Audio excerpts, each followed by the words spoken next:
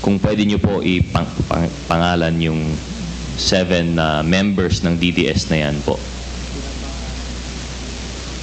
Members ng DDS? Your personal civilian DDS, which you mentioned is apparently counter-insurgency force. Apparently, you know, even if they exist, why would I tell you the names now to you? Tingnan niyo yung pagtingin na yan. Tumingin siya doon sa chairman. Sir, ayaw umamin eh. Okay, ano naman? Tulungan naman niyo ako. We're in an investigation in aid of legislation. Ay, isa we're pa! ruling out that if they are in Mag-legislate relation kayo. to the drug war. Oh, sumbong! Pangatlong sumbong niya na yun, ha? Anong gagawin ko? Huwag mo akong isali dyan because I would be Apat na sumbong! putting the people in danger. Yung inyong legislation, mine is law and order. Sumbong We pa! are Tingin far pa isa! apart in our discussion dito. Tingin pa!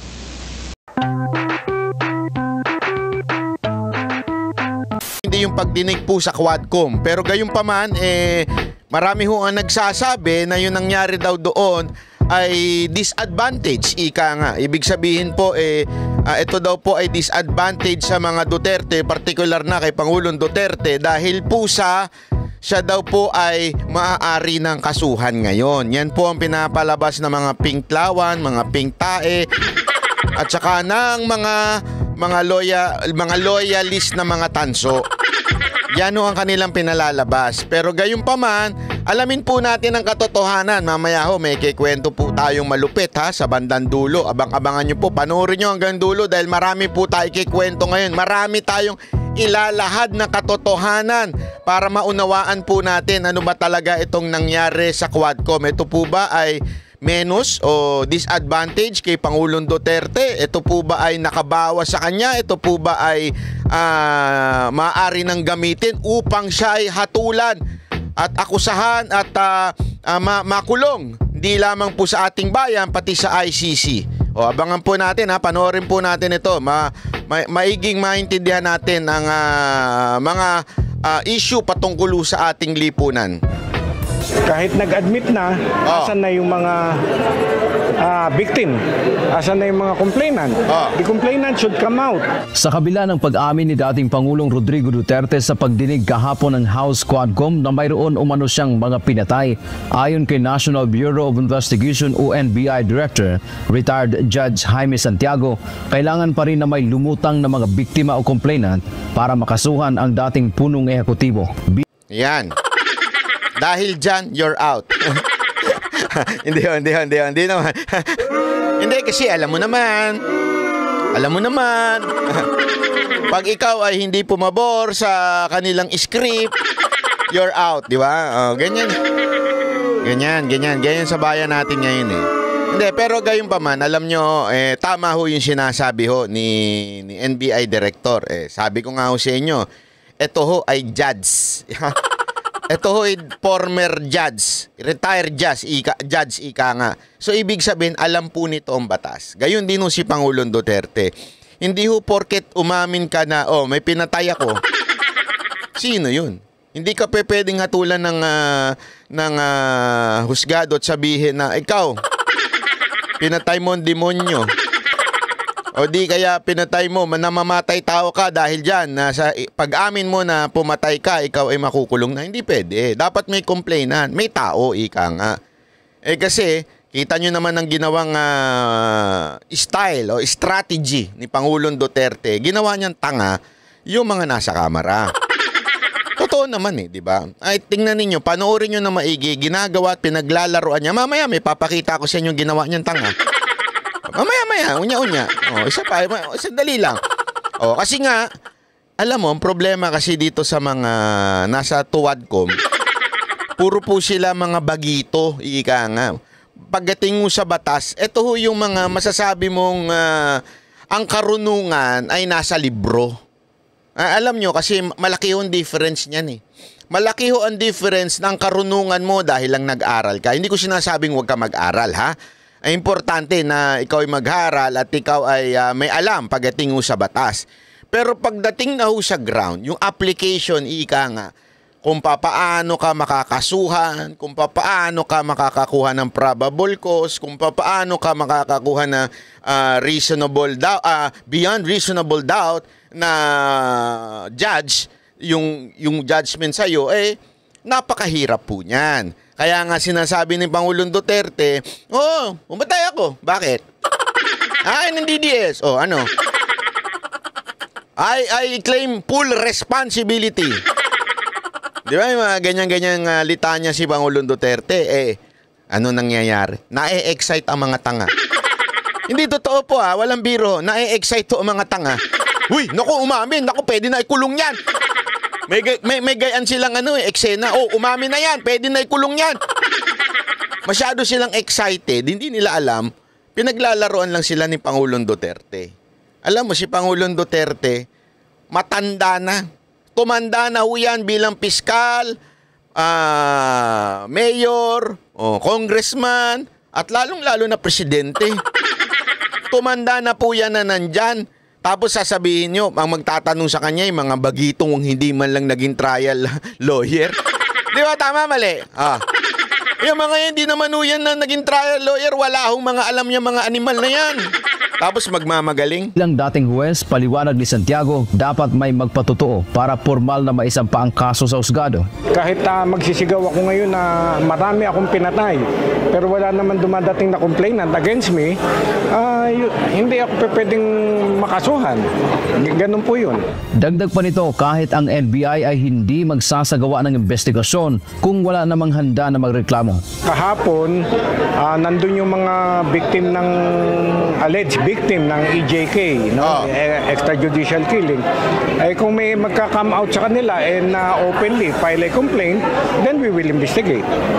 Kung wala naman kaming maimbestigahan. Si Executive Secretary Lucas Bersamin na dating punong maestrado ng... ito pa, punong maestrado ito ibig sabihin sa Supreme Court ito dati, tingnan nyo sasabihin ito. Korte Suprema, sinabi na mahirap magbigay ng hatol sa pahayag ng isang tao.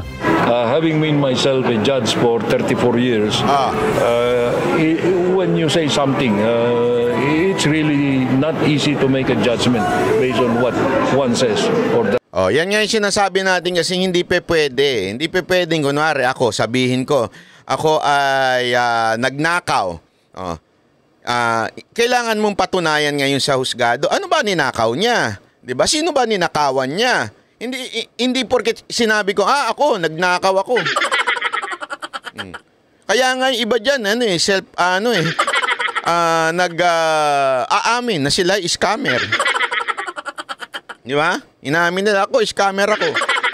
Pero bakit di makulong? Kasi nga po, sino ba ang in-scam? Sino po ba magrereklamo na na-scam siya nitong tao na ito? Yung iba naman, hindi umaamin na scammer, pero scammer. Marami yan, vlogger.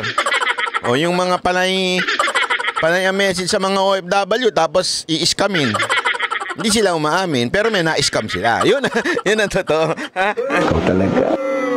Ikaw talaga ba natbay? Hindi, totoo naman, di ba?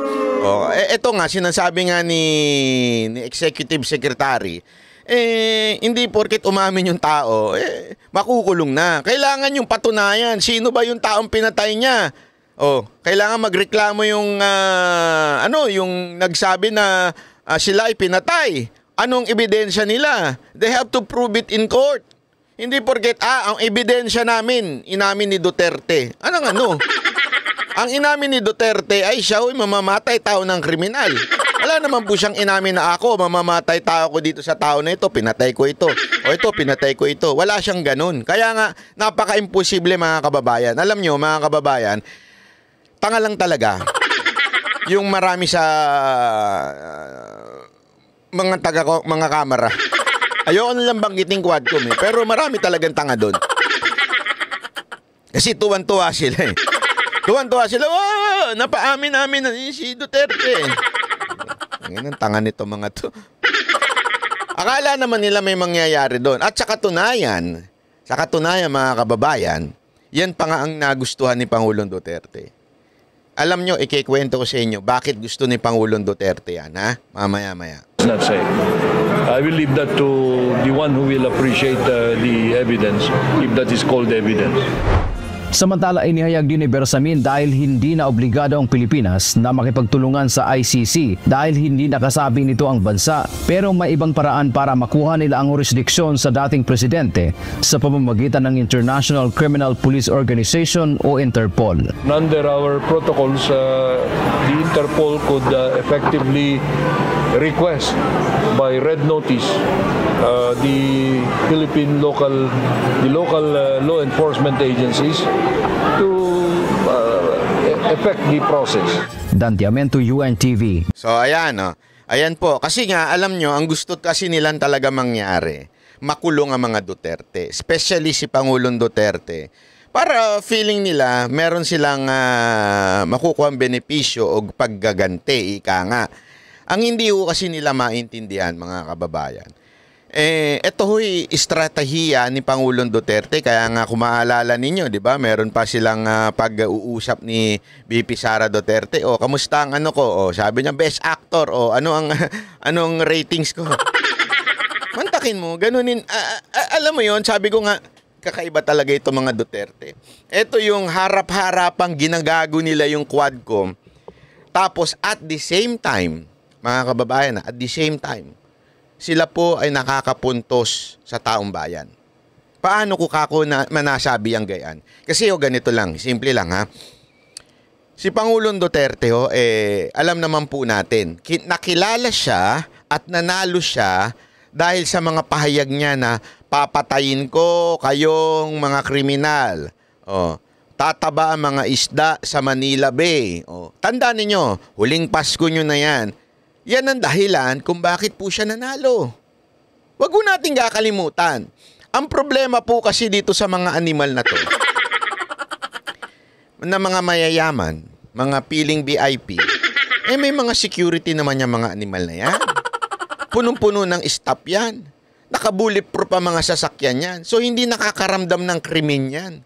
Di ba po? Ligtas sila palagi. Kaya hindi nila alam ang tunay na kalagayan ng mga Pilipino na takot sa kriminal.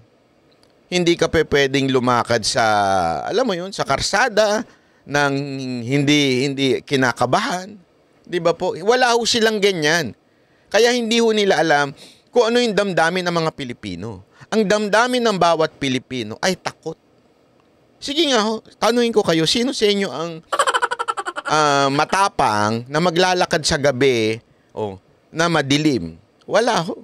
Yun yung iba sa inyo, minsan nagmamadali pang umuwi dahil nga sa ayaw nyo abutan ng gabi dahil dadaan kayo sa iskinita, dadaan kayo dun sa mga kanto-kantong daming nagiinuman, daming adik.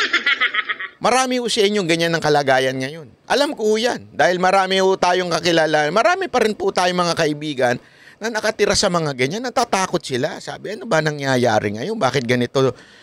Kesa na ma-feel safe kami, kami naman ang takot naman ngayon. Dati, meron na kaming pakiramdam na, kriminal ka, adik ka, bukas patay ka na. Ngayon hindi. Kriminal ka, adik, bukas patay na ako. Totoo, may ganun nung pakiramdam ang mga Pilipino. Hindi ho alam ng mga congressman yan. Kaya nga, nakapunto si Pangulong Duterte by saying, I will kill the criminals. And I killed the criminals. Mantakin mo, lalo pa nilang idinidiin, mamamatay tao ka ng mga kriminal. Hindi mo sila binibigyan ng due process. Mga kababayan, sa totoo lang hindi ho siya ito. Alam niyo ba bakit sumikat si Tulfo? Bakit sumikat si Rapi Tulfo? Di ba? Inis na inis ho yung si Atty. Cabutas diyan kasi nga daw kesyo parang inilalagay yung kamay, yung batas sa kamay ni Rapi Tulfo. Tapos galit na galit si Atty. Cabutas diyan, di ba? Yung hanap ng butas kay Tulfo. Di ba? At hindi ko kinukonsinte yung estilo ni Senator Rapi Tulfo na dinadaan sa kanya at hindi na sa due process. Hindi ko kinukonsinte yon. Pero unawain natin kung bakit siya sumikat. Unawain natin kung bakit siya tinatakbuhan ng tao. Unawain natin bakit 3 tulpo ang papasok ngayon sa Senado at lagi ho silang top. Alam nyo kung bakit? Alam nyo? Hindi dahil sa tulpo kuno lang yan. Dahil ang tao nakakuha ng hustisya through them. Hindi ko kinakampihan dito ang mga tulpo ha. Pero nililinaw ko lamang po dito ang kalalagayan ng mga Pilipino. Minsan, marami ho sa mga Pilipino hindi ho naniniwala sa proseso dahil ang proseso, lagi nilang sinasabi, para sa mga mayayaman lang yan. Pag mayaman ka, lusot ka sa kaso. Pag, di ba, yun yung harap-harapan na hulihan ng diniliberan ng droga, hindi na kulong. Tama, mali. Takot, ano ho sila eh. In other words, parang sawa na ho sila, pagod na ho sila. Dahil kami lang naman na nakukulong niya sa ustisya na sinasabi ninyo. Kami lang naman na nadadali ng due process eh. Pero paano pagka mayaman na? Oh, magaling ang abogado, may pera abogado. Oh, lahat na gagawin ng abogado para maligtas yung kanilang kliyente. Oh, kaming mga walang abogado, kaming may hirap, wala kaming tatakbuhan. 'Di ba? Kaya nga marami sa kanila tumatakbo sa mga tulpo eh. Oh, hindi ko sinabing tama 'yun ha. Gayunpaman ganun ang kanilang puso. Kaya nga yung sinasabi ni Pangulong Duterte na papatay ko kayong mga kriminal. Oo, enganyuhin ko na silang lumaban. Para talaga barilin na sila. Yung tipong Fernando Po Jr. Oh. Bumunot ka, bumunot. O, diinahan siya. Tama, mali. Di ba? Kasi nga, alam mo natin na yung mga adik na yan, yung magtataka kayo, harap-harapang nagdodroga, harap-harapang nagpapalitan ng droga sa karsada, bakit hindi mahuli-huli? Because, quote-unquote, doon sa bulok na prosesong dinadaanan. Tama, mali. Di ba? Bakit? Mayaman niya mga yan eh. Oh. Ano lang sila, ibibail lang sila nung kanila. May alam mo nila yung batas para ikutan eh. Oh, ito lang ang porsyento na dadalin mong droga para medyo hindi ka matuloy-tuluyan. O di kaya bibilhin yung, hindi natin masabi, may mga tiwali din pulis, di ba? Sabi nga ni Pangulong Duterte, you do not understand. Ang laking pera kasi dyan. Kung bayaran yung pulis, mo lang baliin mo lang yung ebidensya para itong tao ko makawala. Gagawin, pag-mishandle ng evidence, di laya na ngayon yun. Di ba ho? Kaya nga sabi ni Pangulong Duterte, at the same time, may mga matitinuding pulis, matitino. Sila ho naman ay huli ng huli. Tapos pagdating naman sa korte, dismisso yung kaso. Hirap na hirap po. Kaya nga sabi ni Pangulong Duterte, pag nakita nyo na, pabunutin nyo na. Di ba? Para hindi na dumaan sa mahabang usapan nyo. Akala ngayon, akala ko ngayon nung mga congressman nating walang alam, nakakapunto sila doon. Hindi nila alam, yun ang gusto ng taong bayan. Yung tipong makakakuha kagad ng mabilisang hustisya. Alam naman po natin ng justice sa Pilipinas, grabe ho, ang tagal. Hindi ho natin masisi yung korte, syempre kailangan busisiin talaga na maigi. Paano kung yung ebidensya nagkayarian? Ibig sabihin, mishandle. O di kaya naman delaying tactics. Ang hirap po talaga eh. At the same time, apakarami hong kaso. Kulang ang judge. Di ba ho? Kulang ang korte. Napakarami hong kaso. Kaya yung iba, ilang taon na tumatagal bago humano. Ang problema ho dyan, di ba? Pagka ganyan, minsan nakakalaya na. Wala na hong talagang syempre, yung iba nga nakakulong na, lumalabas pa. Mantakin mo, nakakulong na, nakakapamasyal pa. Saan nga nakakita ng ganun? Di ba? Sa Pilipinas lang. Kaya nga, akala nila, bawas pogi points kay Duterte, hindi nila alam, yun ang gusto ng mga taong bayan. Tama, mali. At the same time, ito pa nakapuntos din si Pangulong Duterte sa mga pulis, sa mga uniform personnel. Bakit kanyo? Kasi paulit-ulit na sinasabi. Hindi nyo napansin? Paulit-ulit na sinasabi niya, akin yan. Sagot ko yan. Alam nyo ba nararamdaman ng pulis yan lagi? Nararamdaman ng pulis na iniiwan sila sa ere ng mga boss nila. Sila yung gagawa ng trabaho. Sila yung magtatrabaho na maigi. Tapos pag nabayaran na yung nasa taas, hindi natin alam kung sino yung nambayad. Besto, pag nabayaran na yung sa taas, ang makakasuhan na lang yung mga nasa baba. Diba? O, magkakaroon na lang ng mga sacrificial lamb. O, kaya nga sabi ni Pangulong Duterte paulit-ulit, akin yan. Sagot ko yan. Ako ang sasagot yan. Tapos dinidiin pa nila. Etong isang araw, meron ako napanood na balita, umamin talaga yung spokesperson ng PNP na talagang may binigay na, I think it was 1 million or something. Narinig ko ng ganun. Sabi ko nga, kita nyo na. Kahit pulis, naiintindihan na maganda yung ginagawa ni Pangulong Duterte. Di ba? Kasi pinalalabas ng kamera na mali yung reward system. Pero yung mga pulis sa totoo lang, tuwan-tuwa doon. So sino ang kumampi ngayon kay Pangulong Duterte? Taong bayan? Sino pa? Uniform personnel. Can you just imagine this? Without conducting a rally, without conducting anything na would convince people to join the fight of Duterte, nakuha niya yun. Through a wide perspective o kaya sa isang malaking audience, through that hearing. Ang dami kong nakilalang pulis. Ang dami kong, ayoko na lang sabihin. Ang dami kong friendship na pulis na during Quadcom, nag-share. Sinishare nila yung mga sinasabi ni Pangulong Duterte. Ang tapang nila na talagang sinishare nila, uy, ito talaga yung ama namin. Ito talaga yung tatay namin. Ito yung talagang amin. Kami yung inasa isip, hindi yung mga kriminal. Totoo, walang biro. Ang dami ho sa kanila ganun ang nasa isip. Ang dami ho sa kanila po na tuwan-tuwa nung nagsasalita na si Pangulong Duterte, nagpapalakpakan pa habang nasa presinto sila. Tuwan-tuwa sila sa sinasabi ni Pangulong Duterte. Ang dami ho niyan. Kung kayo, pulis, nanonood dito, sabihin nyo, aminin nyo na dyan. Mag-comment kayo, oo. Ako, may kamag-anak akong pulis, tuwan-tuwa. Ganun. Comment nyo dyan, asawa ko pulis. Tuwan-tuwa. Di ba? Tama, mali. Ang dami ho. Ibang takin mo. Napanalo alam mo yun, nakuha ni Pangulong Duterte yun sa pamamagitan ng Quadcom. Akala naman ng Quadcom, nakakakuha sila ng puntos. Akala nila yun, nakakakuha. Tuwan-tuwa sila. Umami si Duterte. Umami na may reward. Umami, no. Hindi nila alam. Yun ang gusto mangyari ni Pangulong Duterte.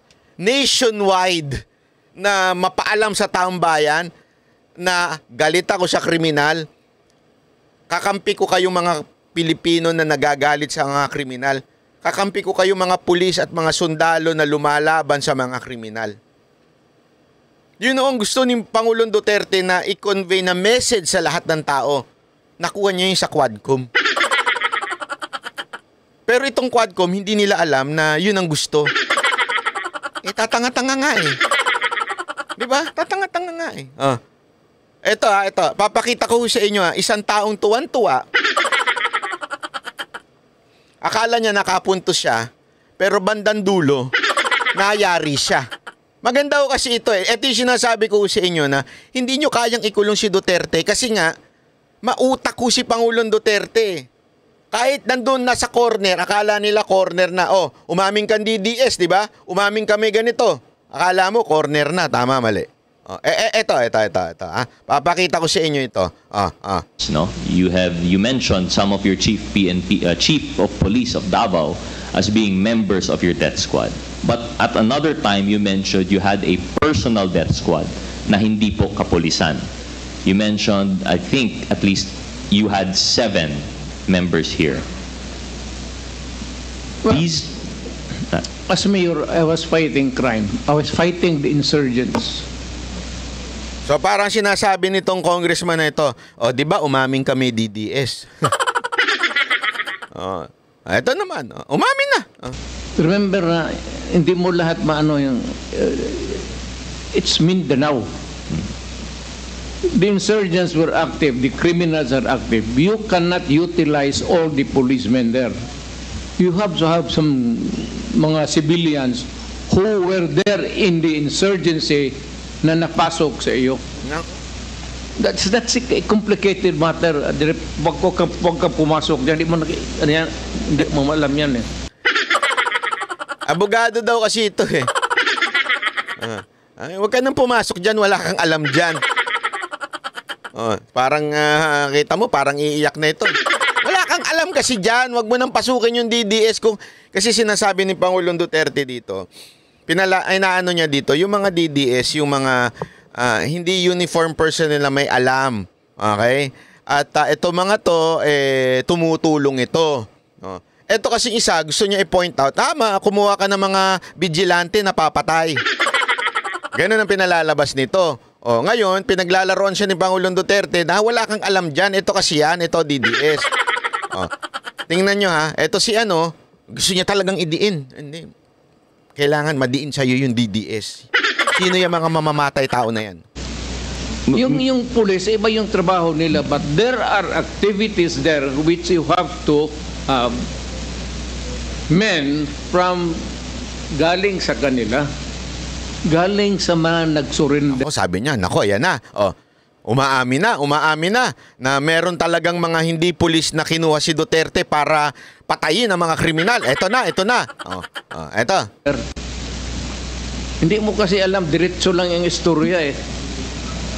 That is why it is good. Mayroon tayo nito that I can clarify everything. Once and for all. Wala man akong tinago. Why would I form for what? And I agree, Mr. President. We're here to clarify all of these Yes, facts. Kala niya nakakapunta siya. I agree. I was responding to your question because, pardon me, it borders to sometimes, I will not use the word, it's sometimes a conclusion that borders into Well, mayor ako, presidente ako, ganun ako gagago. You think? Nako, ayan na, kinabahan na si Utoy. Utoy! Ito pa lang si Y. Ito kasi ang talaga may-ari ng, sa tingin ko ito may-ari ng One Rider Party List. Totoo, sa tingin ko kasi si Busita parang hindi naman sa mga kababayan, pero parang siya lang yung figure. Ika nga, siya lang yung puppet. Ako, agree ako kay Busita na mag-solo. Okay ako doon. Parang nga lang siya, ginamit lang siya kasi second nominee lang si Busita eh. Ito talaga ang number 1 nominee. Ibig sabihin, ito may-ari. Gano'n naman usually sa party list di ba? Kukuha ng sikat, pero ikaw yung number 1, pero yung sikat yung number 2. Kaya nga mga kababayan, kung ako sa inyo, huwag nyo na iboto tong One Rider Party List. Wala naman na si Busita, tumatakbo na senador kung gusto nyo si Busita, iboto natin si Busita as bilang senador. Huwag na natin iboto ito. One Rider, wala na siya dyan kahit ba sabihin nilang, hindi, kasama pa rin namin yan. Pero pag binotong One Rider Party List, hindi naman si Busita ang mananalo. Hindi naman si Busita ang congressman na. Gets ninyo? So wag nyo na iboto yung One Rider Party List. Wala namang ginawa yan kung hindi mamulitika, kung hindi sumausaw dito sa issue na to. Anong kinaugnayan niya sa mga motorista? Anong kinaugnayan sa mga rider niyang issue nito? Hindi, sige sagutin niyo ako. Pag nalaman natin ng DDS, mababawasan ng cotton caps. Di ba? Pag binoto natin ng pagka binanata natin itong si Duterte, mawawala na yung mga siraulo diyan na mga LTO, di ba? Gago! Walang inalaman nito do sa pinaglalaban ng kanyang advocacy, kanyang party list. Tapos tayo, mga rider, boboto natin tong one rider party list. Dahil lang, datandaan ninyo, si Busita, wala na dyan. Ibig ko sabihin na wala na siya dyan, maaring membro pa siya ng one rider party list, pero wala na siya dyan. Pag binoto nyo yung one rider party list, hindi mananalong congressman si Busita. Ako, kayong mga rider, iboto ninyo si Busita bilang senador. Ayos ako dyan, okay yan. Pero ngunit datapwat subalit, huwag nyo na iboto itong one rider party list. Dahil wala nang silbi. Wala na hong silbi yan dyan. Wala na hong magagawa yan. Hindi na ho pwedeng umupo si Busita pag nanalo ang one rider party list. O, di ba ho? So hindi na apektado si Busita doon. O, kung matalo man ang one rider party list, hindi rin apektado si Busita. O, di iboto nyo na lang na senador si Busita. Ganun lang kasimple ho yun. Eh, wala akong alam mo. Tingnan mo. Nung tinatanong siya ni Duterte, nga. Oh, sa tingin mo, stupid ako? Tingnan mo, magsusumbong na dun sa amo niya sa harapan. Mr. President, my next question in relation to that was just the predicate, the premise po, no? Na you had a personal DDS. Gago ako? Yan ang predicate mo, gago ako? Oh, wala na, natakot na si Utoy eh, oh. Nangangatog na ano nito eh. Tuhod. Utoy. Ako nagtatanong ha, eto tanong lang. Hindi ka ba naihi sa salawal mo? Habang ginaganyan ka ni Duterte? Hindi, ako nagtatanong lang naman ako. Tanong lang naman po yun. Wala po ako sinasabi. Hindi ka ba naihi niyan? Ako, gago ako? Ako? No, Mr. President, the question supposed to follow was that could you name those 7 people? Dinugtungan mo pa. Hindi niya talaga naiintindihan, ano? Hindi niya talaga naiintindihan na he went to a trap question. Di ba? Tinugtungan niya pa. So, sino yung 7 DDS na yun? Tingnan mo. Sabi ko, grabe, ang hina ng logic nitong abogadon to. Hindi niya iniisip na yung kalaban niya was leading to something, which is eto. Kung pwede niyo po ipangalan yung 7 members ng DDS na yan po. Members ng DDS? Your personal civilian DDS, which you mentioned is apparently counter-insurgency force. Apparently, even if they exist, why would I tell you the names now to you? Tingnan niyo yung pagtingin na yan. Tumingin siya dun sa chairman. Sir, ayaw umamin eh. Ano naman? Tulungan naman niyo ako. Kasi sabi ni Pangulong Duterte, kahit ba kunwari totoo yan, kunwari lang totoo yan, sa tingin mo papangalanan ko? Bigla na patingin si Utoy eh. Sir, please help. Call a friend. Patulong naman. Nagigipit na ako dito. Gago! Hirap na ako, sir eh. Ba't naman kasi ako ang pinagtanong niyo nito? Ang tingin mo sa akin, stupido? Utoy, kawawa ka naman. Nawala yung ano mo ah. Nawala yung angas mo. Hindi, alam mo, yan na nangyari sa mga congressman eh. Nung lahat sila ang tatapang. Si Paduano, sino ba ito? Si Bishop, si Abante ang tatapang nung wala si Duterte. Nung dumating si Duterte, bumait si Paduano. Abante, pinagbubula si Duterte. Di ba? Yung si Congressman Google, wala. Hindi makapagsalita. Si Barbers na matapang noong una, wala din. Tama, mali. Mr. President, because we're in an investigation in aid of legislation and we're ruling out that if they are in mag-legislate kayo, the drug war.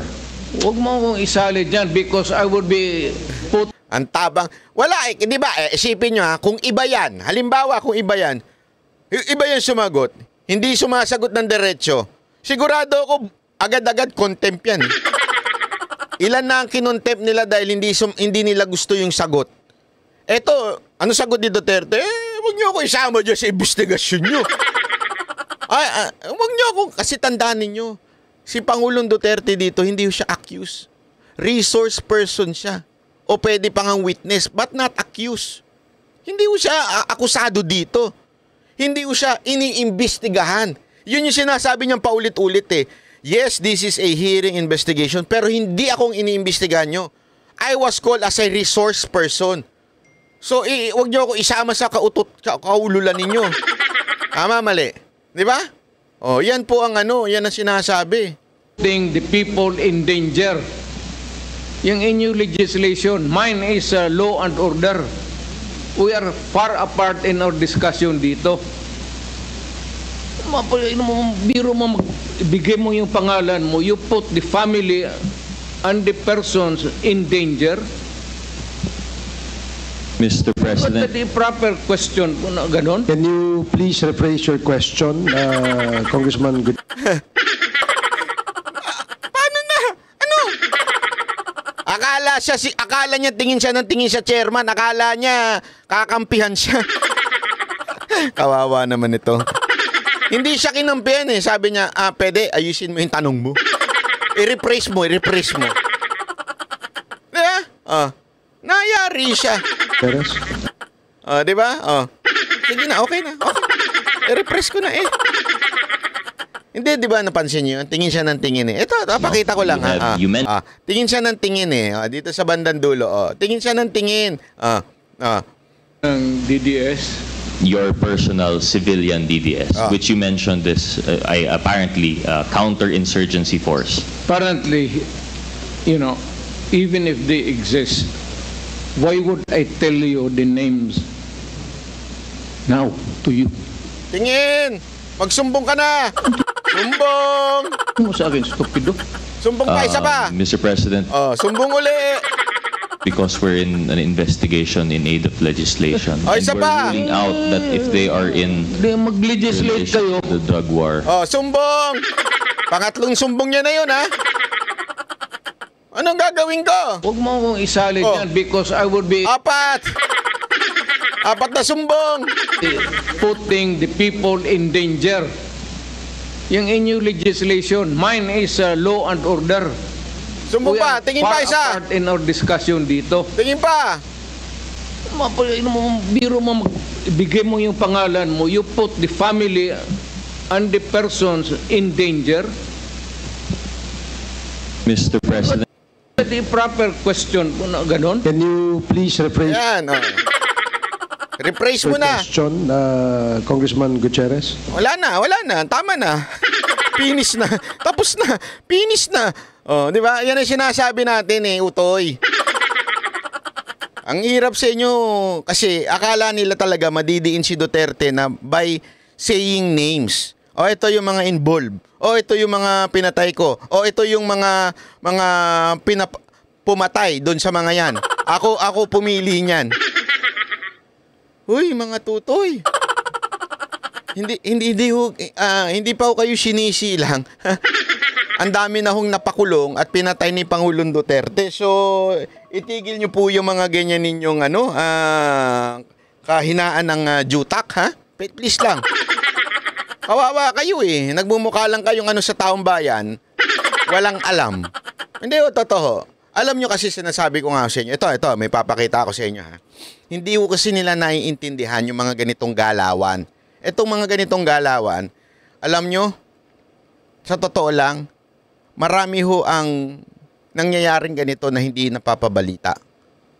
Totoo, ito papapanood ko sa inyo. Maraming nangyayaring ganito na hindi nababalita. Kasi nga, hindi nabibigyan ng panahon, lalo na pag malayo o walang police reporter doon. Pero marami pong ganitong instance na mga kapulisan natin nadadali. Kaya nga, sabi ni Pangulong Duterte, wag. Yan ang paulit-ulit niya. Alam niya kasi yan Sa Davao, alam niya yan. Yan ang madalas nangyayari noon. Kaya nga sabi niya, unahan ninyo. Wag. bago pa ano yan, anuhin nyo na kagad. Ito, Patayan 2 pulis matapos mabaril sa buy-bust operation sa Sultan Kudarat. Ang kanilang mga nakaengkwentro, mga notorious na high-value drug suspect. Nasa frontline na balitang yan si Gary De Leon.